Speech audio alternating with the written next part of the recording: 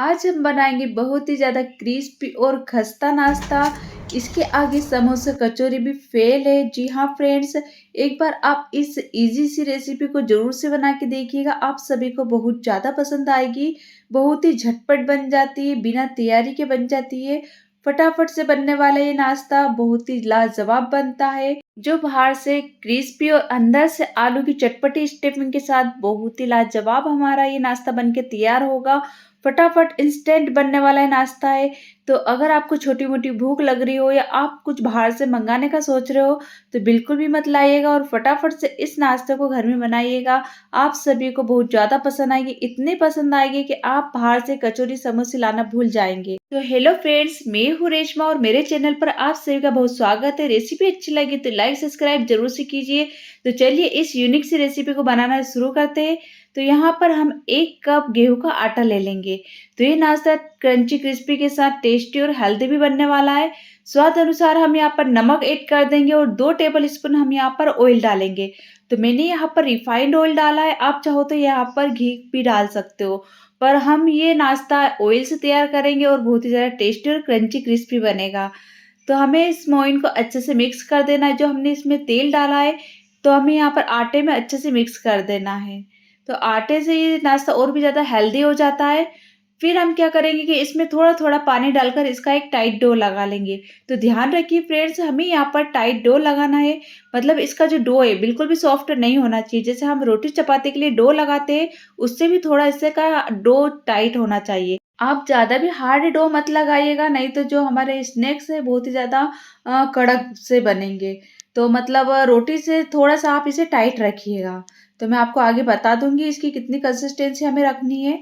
तो थोड़ा-थोड़ा पानी डालकर ही इसका डो लगाइएगा, वरना आप अगर एकदम पानी डाल दोगे तो ये जो डो है पतला हो जाएगा।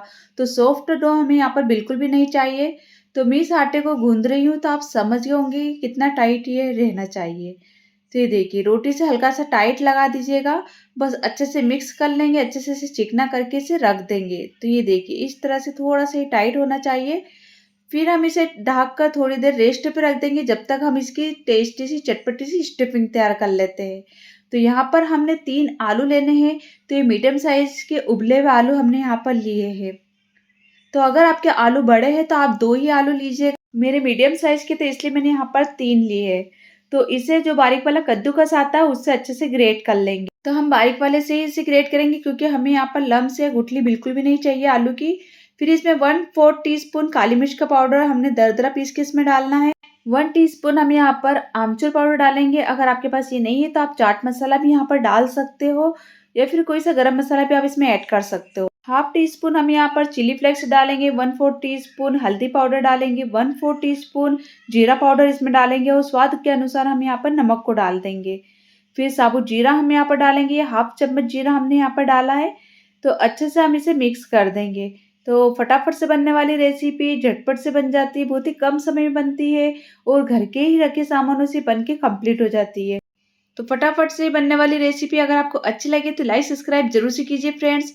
फिर हम यहाँ पर थोड़ा सा हरा धनिया डाल देंगे। तो मैं पहले डालना भूल गई थी, तो मैं इसे लास्ट में डाल रही हूँ।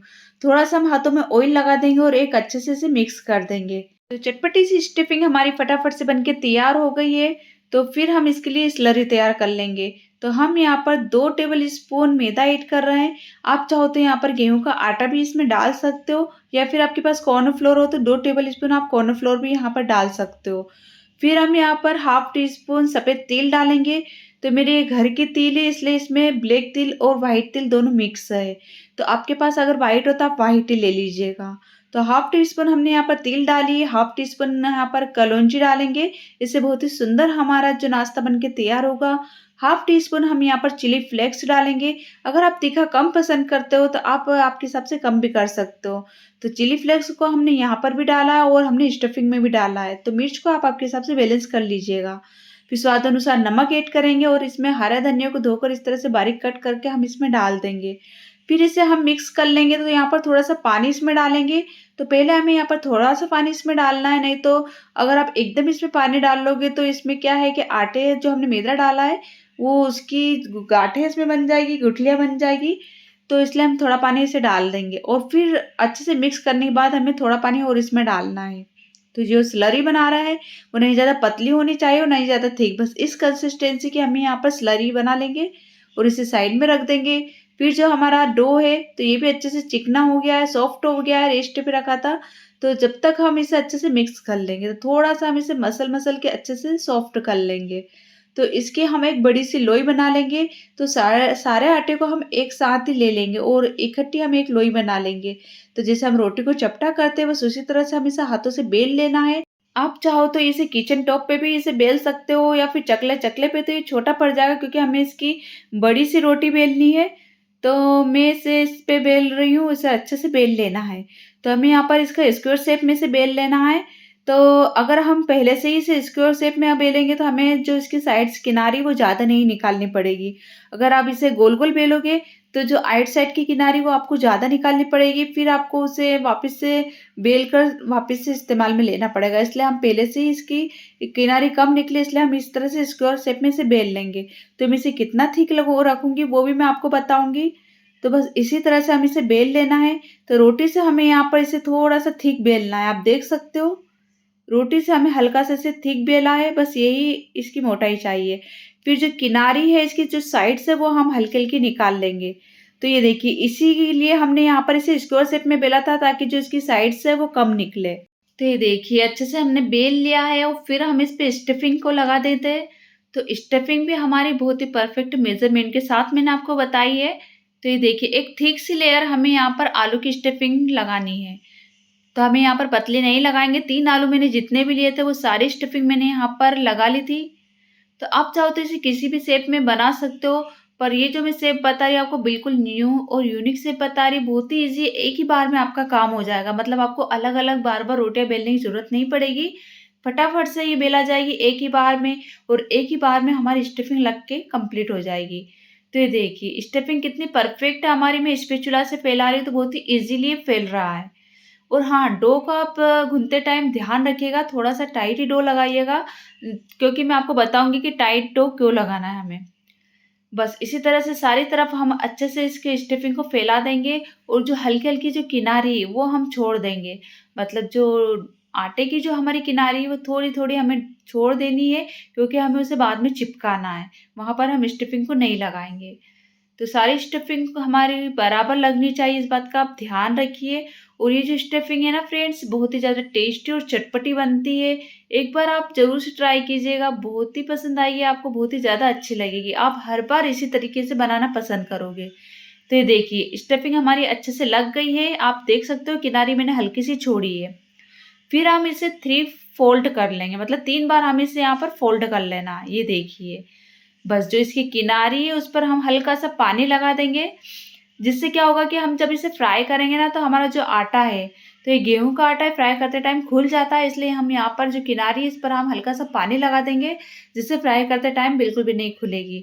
तो इन छोटी-छोटी बातों का आप ध्यान रखिएगा, आपका भी नाश्ता पहली बार में ही परफेक्ट बनेगा।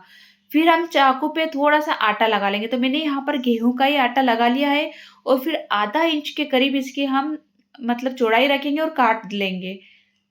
तो आप अगर चौड़ा और ज़्यादा काटना चाहते हो तो आप इसकी 1 इंच की भी चौड़ाई रख सकते हो। पर फ्रेंड्स मैं आपको यही सजेस्ट करूँगी कि आप इसकी हाफ इंच की ही चौड़ाई रखिएगा। जिससे क्या होगा कि जब हम इसे फ्राई करेंगे ना, तो अंदर तक ये अच्छे से क्रिस्पी हो जाएँगे और अंदर तक अच्छे से फ्राई हो जाएगा और मतलब बिल्कुल भी कच्चा-कच्चा नहीं लगेगा। इसलिए आप इसकी हाफ इंच की चौड़ाई रखिएगा। बस इसी तरह से हम सारे को काट लेंगे। तो ये देखिए इसी तरह मैंने आपको बताया था ना कि हमें डो को थोड़ा टाइट रखना है, जिसकी वजह से इस टाइम आपको दिक्कत नहीं आएगी। अगर आपका जो डो पतला रहेगा तो वो चिपकेगा भी और आपको काटने में भी दिक्कत आएगी, निकालने में भी दिक्कत आएगी और मतलब अच्छा क्रिस्पी हमारा नाश्ता नहीं बनेगा। इसलिए डो को गूँथते टाइम आप हल्का-सा उसे टाइट रखिएगा। बस ये देखिए इसी तरह से हम सारे पीसेस को कंप्लीट कर लेंगे, तो बहुत ही परफेक्ट लेयर आई है और फ्राई करने के बाद बहुत ही ज़्यादा क्रिस्पी बन जाएँगे हमारा नाश्ता।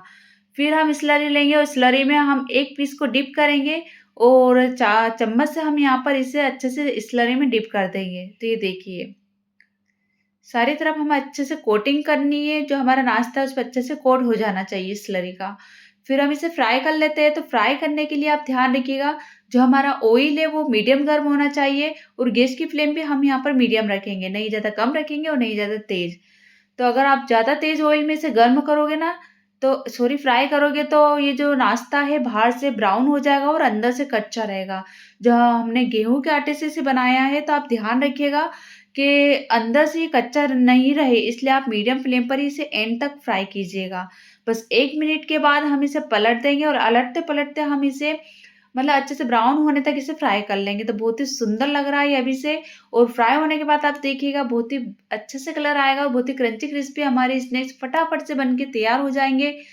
तो बस इसी तरह से हमें अलटते-पलटते इसे फ्राई कर लेना है। गैस की फ्लेम हमें मीडियम ही रखनी है और ये आप देख सकते हो बिल्कुल भी हमारी जो स्टफिंग है बाहर नहीं आई है, क्योंकि मेजरमेंट ही मैंने आपको परफेक्ट बताया फ्रेंड्स। तो आप इस नाश्ते को कहीं बाहर जा रहे हो तो भी आप ले जा सकते हो, या फिर आपके यहाँ कोई मेहमान आ रहा हो तो भी आप इस नाश्ते को बना के कंप्लीट कर सकते हो। मेहमानों को भी बहुत ही ज़्यादा पसंद आएगा ये नाश्ता, क्योंकि इसमें चटपटी सी स्टफिंग है और गेहूँ के आटे से हमने बनाया है तो बहुत ही ज़्यादा क्रिस्पी और टेस्टी भी बनता है और हेल्दी भी रहता है। बस हम इसी तरह से इसे अलटते-पलटते जाएँगे ताकि दोनों तरफ इक्वली कलर आए, अच्छे से ब्राउन होने तक हम इसे फ्राई कर लेंगे। तो फ्रेंड्स आपसे छोटी-सी रिक्वेस्ट है कि अगर ये मेरी रेसिपी की वीडियो आपको अच्छी लगी हो, तो प्लीज़ मेरे चैनल को सब्सक्राइब कीजिए, मेरी वीडियो को लाइक कीजिए और अपना फीडबैक कमेंट्स में ज़रूर से बताइएगा आप मेरी ये वीडियो कहाँ से देख रहे हो, ताकि मैं आपका दिल से थैंक यू कह सकूँ। तो फ्रेंड्स मुझे भी पता चले कि मेरी वीडियो आप लोग कहाँ-कहाँ तक के लोग पसंद कर रहे हो और कहाँ से आप मेरी वीडियो देख रहे हो। तो चलिए बातों ही बातों में हमारा नाश्ता भी अच्छे से फ्राई हो गया है। बस इसी तरह का हमें कलर चाहिए, इस तरह का अच्छे से डार्क ब्राउन कलर आ जाए, बस यही हमें यहाँ पर इसे ऑयल से बाहर कर लेना है। तो हम एक्स्ट्रा ऑयल सारा निकाल लेंगे ताकि इसमें ऑयल बिल्कुल भी नहीं रहे। आप चाहो तो इसे बटर पेपर पर या फिर न्यूज़पेपर पर भी इसे थोड़ी देर रख दीजिएगा ताकि इसमें जो एक्स्ट्रा ऑयल है वो निकल जाएगा।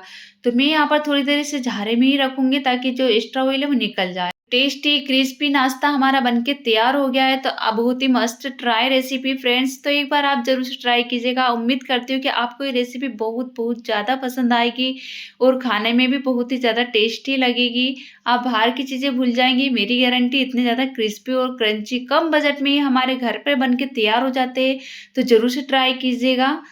तो ये देखिए अब हम इसे सर्व कर लेते हैं। तो आप चाहो तो इसे टमाटो केचप के साथ या फिर पुदीने की चटनी के साथ, हरी चटनी के साथ, सिंपली आप धनिया की चटनी भी घर में बना के आप कंप्लीट कर सकते हो। सभी के साथ इसका कॉम्बिनेशन अच्छा लगता है। आप इसे सुबह के ब्रेकफास्ट में या फिर शाम के टाइम, चाय के टाइम तो ये बहुत ही ज़्यादा टेस्टी लगते हैं, या फिर आप कहीं सफ़र पे जा रहे हो तो भी आप इन स्नैक्स को बना के ले जा सकते हो। बहुत ही ज़्यादा क्रिस्पी बने रहते हैं, काफ़ी टाइम तक ये क्रिस्पी बने रहते हैं। तो मस्ट ट्राई रेसिपी फ्रेंड ज़रूर से ट्राई कीजिएगा। आप इसे कोई मेहमान आपके यहाँ आ रहा हो तो फटाफट से आप इसे बना के उनके सामने सर्व कर सकते हो, तो मेहमानों को भी बहुत ज़्यादा पसंद आएगा। आप इसे बच्चों की टिफ़िन में भी बना के भेज सकते हो, क्योंकि हेल्दी भी और टेस्टी भी। बच्चों को भी इस तरह की चटपटी सी चीज़ बहुत ही अच्छी लगती है। मेरी ये रेसिपी आपको कैसी लगी कमेंट्स में अपना फीडबैक ज़रूर से दीजिएगा। और वीडियो अगर आपको अच्छी लगी हो तो लाइक कीजिएगा और मेरे चैनल एचआर हार्ड वर्क को ज़रूर से सब्सक्राइब कर लीजिए। बेल आइकन का बटन ज़रूर से प्रेस कर दीजिए ताकि आने वाली इसी तरह की लेटेस्ट न्यू वीडियो आप तक सबसे पहले पहुंचे। तो फ्रेंड्स रेसिपी अगर आपको अच्छी लगी हो तो लाइक सब्सक्राइब कीजिए और मिलते हैं नेक्स्ट वीडियो में ऐसी यूनिक और नई और इजी तरह की रेसिपी के साथ। जब तक के लिए अपना ख्याल रखिए। Thank you for watching my video.